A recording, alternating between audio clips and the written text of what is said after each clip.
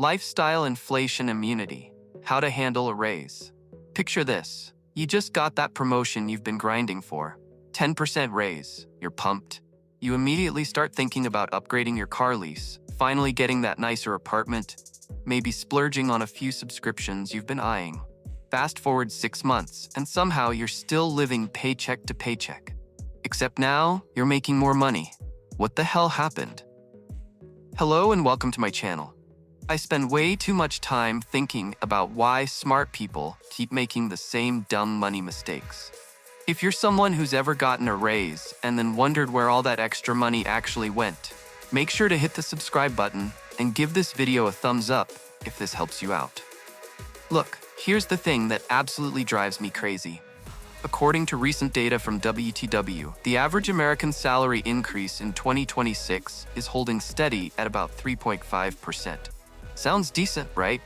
But here's what most people don't realize. A JP Chase study found that when people's income increases by about 6.5%, their consumption only rises by 3.8% on average. Now you might be thinking, great, that means people are saving the difference. Wrong. That's just the average. The reality is that most people, and I mean most people, experience what economists call lifestyle inflation or lifestyle creep. And this is where it gets really interesting.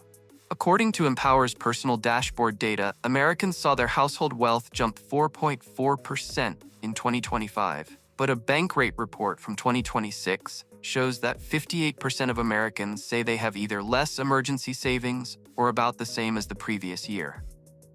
Only 21% have more saved. Think about that math for a second. Wealth is going up, but savings aren't. Where's the money going? It's creeping into your lifestyle so gradually that you don't even notice it happening. Now let me explain the psychological trap that's destroying your financial progress. Because this is honestly fascinating. There's a concept called hedonic adaptation. Basically, your brain's superpower at turning extraordinary things into ordinary things. Research published in the Journal of Personality and Social Psychology shows that people adapt to income changes faster than they think they will. You get that raise, you feel amazing for maybe 2-3 weeks tops, and then your new income becomes your new normal.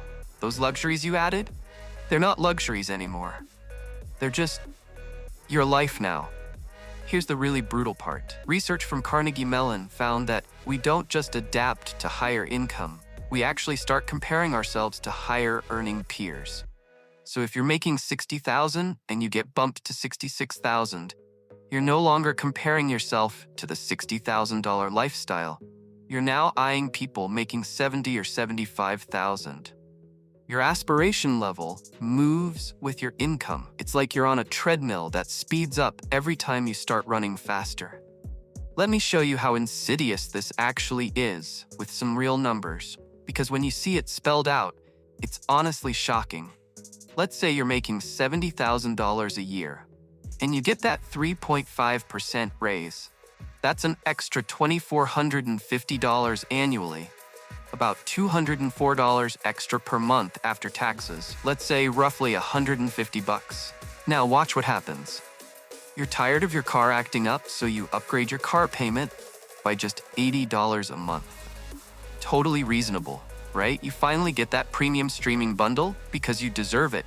That's another $30. You start going out to eat one extra time per week because you've got a little breathing room now. There's another $160 a month. Easy. Boom. You just spent $270 of your $150 raise. You're actually going backwards, and you haven't even added the other stuff. The nicer coffee, the upgraded gym membership, the small purchases that feel insignificant but add up to hundreds per month. And here's what makes me want to shake people. According to data from the NASDAQ Savings Survey, about 32% of Americans contribute less than 10% of their paycheck to savings. Meanwhile, financial advisors typically recommend saving 20 to 30%. Most people getting raises aren't thinking, how do I save this? They're thinking, what can I afford now? Now you might be thinking, okay, so what am I supposed to do? Get a raise and just not improve my life at all? That sounds miserable. And look, I get it. I'm not saying you should live like a monk forever. But here's the counterintuitive part that actually works. You need to make decisions before you see that money hit your account. Because once it's in your checking account, your brain has already categorized it as money I can spend.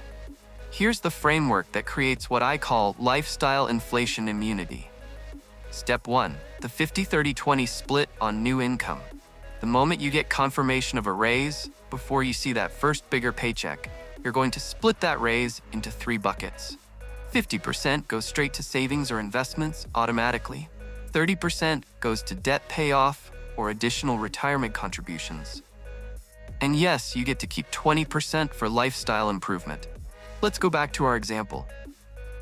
That $150 monthly raise, $75 gets automated into a high-yield savings account or index fund. $45 gets thrown at your student loans or bumps your 401k contribution. You get $30, just 30, for lifestyle creep. Step 2. Automate before you negotiate. This is critical. You're going to set up those automatic transfers before your first new paycheck. Go into your bank right now. Set up the automation. This isn't willpower. This is architecture. You're building a system where the right thing happens automatically and the wrong thing requires effort.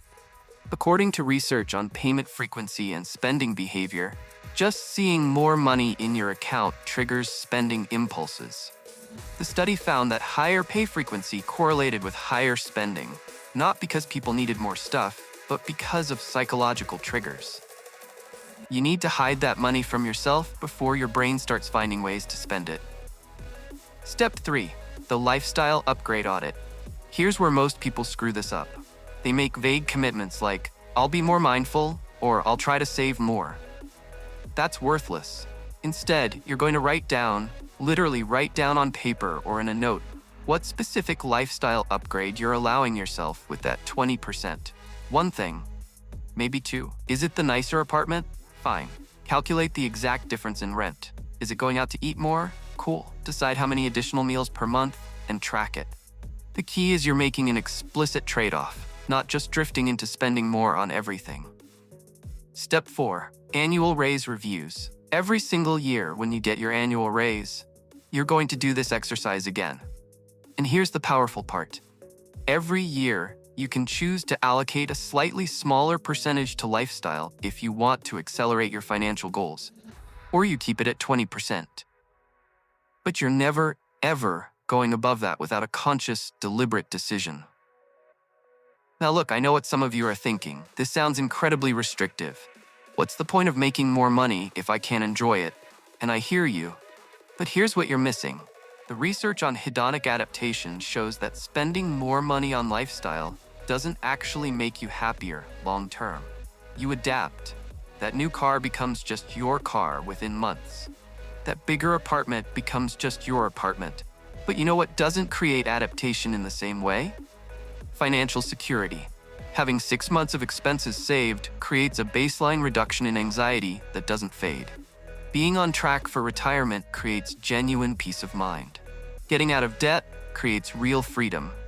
Those things compound over time while lifestyle spending adapts away. A study from Princeton showed that emotional well-being does increase with income, but the effect diminishes significantly as you go up the income scale. You're way better off being financially secure at $70,000 than financially stressed at $90,000. Here's what really gets me about this. The average salary increase budget for 2026 is 3.5%, according to Mercer's compensation planning data. Meanwhile, inflation in January 2026 was 2.4%, according to the Bureau of Labor Statistics. That means after inflation, people are getting about a 1.1% real raise. If you're spending that entire raise on lifestyle, or worse, more than that raise on lifestyle, you're not getting ahead. You're just keeping pace, or even falling behind. And the years go by, and you wake up at 45, realizing you make twice what you did at 25, but you don't have any more savings, any more security, any more freedom. That's the real cost of lifestyle inflation. It's not just the money, it's the decade of your life where you could have been building wealth, and instead, you were just spending more. So here's exactly what you're doing this week. 1. Calculate your current savings rate. If you don't know it, figure it out. Total annual savings divided by gross income. 2. If you're expecting a raise soon, set up that automatic transfer right now for 50% of the projected increase. 3. If you just got a raise and already spent it, reverse engineer this. Look at your last 3 months of spending compared to before the raise. Find the lifestyle creep, cut it back, and redirect that money. 4. Make a rule. Every single raise, every single bonus gets split using the 50-30-20 framework. No exceptions. No, just this once. Look, building wealth isn't about making more money, it's about keeping more money. And the brutal irony is that for most people, making more money actually makes them worse at keeping money because they never learned lifestyle inflation immunity. You now know how this works. You understand the psychology, you've got the framework. The question is, are you actually going to do it? Or are you going to be the person who makes 6 figures in 10 years and still has nothing saved? If this video changed how you think about raises, hit that subscribe button because I make videos breaking down the psychology and math of money every single week. Drop a comment telling me your strategy for handling your next raise. I read every single one. And if you found this valuable, share it with someone who just got a promotion and is about to make a very expensive mistake. I'll see you in the next one.